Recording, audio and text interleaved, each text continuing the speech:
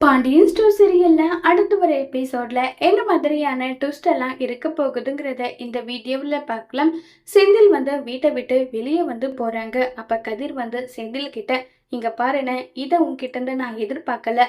தயவு செஞ்சு அப்பா என்ன சொன்னாரோ அதுபடி செய். இனி லஞ்சம் வாங்கணுன்ற எண்ணம் உன்னுடைய மனசுல கூட வரக்கூடாதுன்னு சொல்லி கதிர் அட்வைஸ் பண்றாங்க. சரவணன், பழனி எல்லாருமே அட்வைஸ் பண்றாங்க. மீனாவும் செந்தில் கிட்ட பேசலான்னு போறாங்க. போதும் மீனா, இப்ப உனக்கு நிம்மதி தானே? என் குடும்பத்து முன்னாடி என்னை அசிங்கப்படுத்தி அவமானப்படுத்திட்ட, இதுதானே உனக்கு தேவை? இப்ப நீ சந்தோஷமான்னு சொல்லிட்டு செந்தில் கோவப்படுறாங்க. உடனே மீனா நீங்க செஞ்ச தப்புக்கு மாமா இந்த தண்டனையோட விட்டாரேன்னு சந்தோஷப்படுங்க. மாமா சொன்னபடி நீங்க எங்க பணம் பதுக்கி வச்சிருக்கீங்களோ, யார்கிட்ட கொடுத்து வச்சிருக்கீங்களோ அந்த பணத்தை எடுத்துட்டு போயிட்டு நல்ல காரியத்துக்கு செலவு பண்ணுங்கன்னு சொல்லிட்டு மீனாவும் அங்கிருந்து கிளம்பி போறாங்க. செந்திலுக்கா இன்னும் பயங்கரமா கோபம் வருது. உடனே கோமதி இங்க பாரு செந்திலு, மத்தவங்க எல்லாரும் இப்படி பேசுறாங்களே, தப்பா எடுத்துக்காத. நீ திருந்தறதுக்கு உனக்கு ஒரு வாய்ப்பு கடவுளா பார்த்து கொடுத்துருக்காங்க.